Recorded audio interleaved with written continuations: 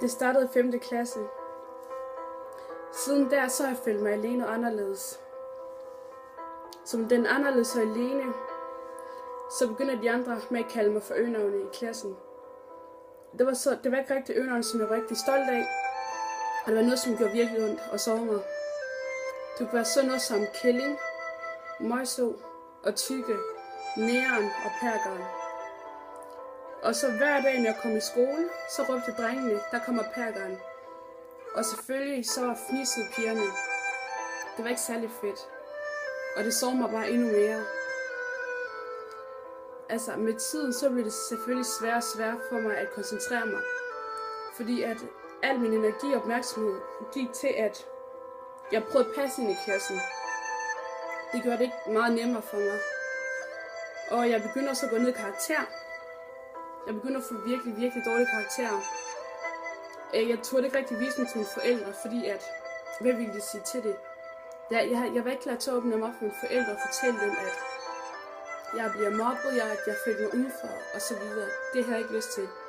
Men hvis de havde spurgt, så tror jeg, at jeg havde knækket sammen i gråd og fortalt dem det hele. Men det gjorde de aldrig. Fordi jeg var også vant til at holde min mund for enten. Jeg ville ikke vise mine følelser. Altså, jeg følte heller ikke, at mine klassekammerater, de så mig som lige mand. Altså, de begyndte med at sammenligne mig med for eksempel en slange, for det var det, de gjorde. Altså, de mente, at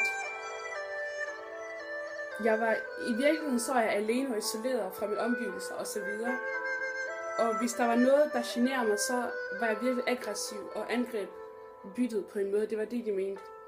Og at jeg sådan spiste alt det, der var omkring mig, i nærheden af mig, som man overhovedet kunne spise.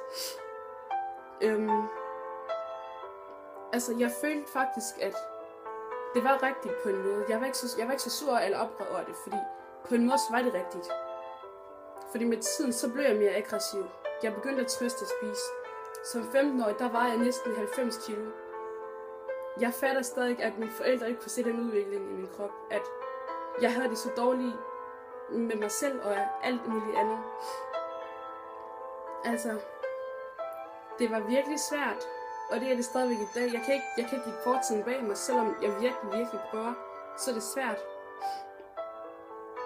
Men så en dag, da jeg var i skolen, så var jeg ud til frikvarter. Og som så vanligt, så sad jeg altid inde i klassen og læste en bog, fordi der var ikke rigtig nogen, der ville være sammen med mig, eller nogen, der kunne snakke med. Så jeg læste bare en bog.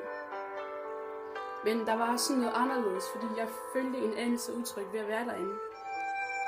Fordi at normalt så plejer drengene at gå i frikvarter, men alle drenge fra klassen, de blev inde i klassen med mig. Jeg kunne sådan se, at de udvekslede blikke, og sådan en af dem, de går og låste døren, mens de andre, de vendte sig mod mig og kiggede på mig. Så gik de forbi mig og trak gardinerne ned, så der var ingen, der kunne se en. Og i mit hoved så tænkte jeg, at de måske bare gerne ville lave fupnumre med de andre. Men det var ikke engang det, de var ude på. Fordi at pludselig så kom det over til mig alle sammen. De dannede en cirkel rundt om mig, og så spurgte mig, om jeg havde stjålet 100 kroner.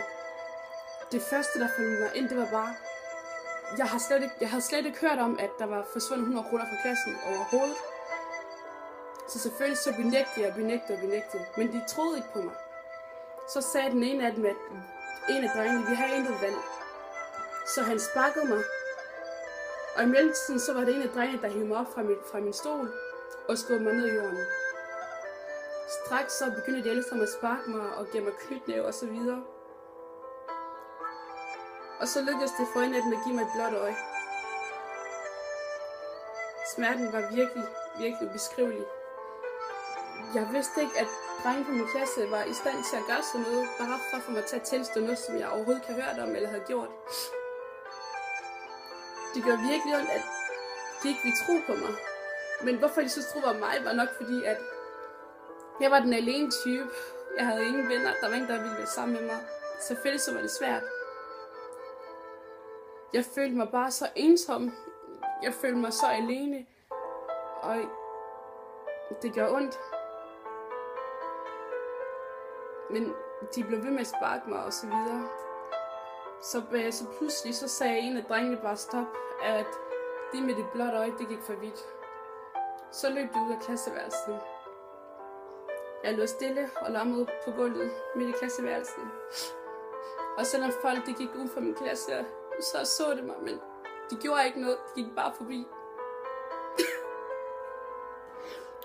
det gjorde virkelig ondt, at det skulle være sådan. Mens jeg lå der, så følte jeg mig lige fast i gulvet. Jeg kunne ikke rejse mig, jeg kunne ikke flytte mig, fordi at det gjorde så ondt. Så stille hen, så kunne jeg sådan se mit livs historie fra mit indre i hurtige klip, i hurtige billeder. Jeg vidste aldrig, at vi kom til det punkt, hvor jeg tænkte, at selvmord, det er den eneste udvej ud fra det her. Men der lå jeg alene og forladt og tom. Og så snart, så var jeg væk. Og det håbede jeg, at skete for altid.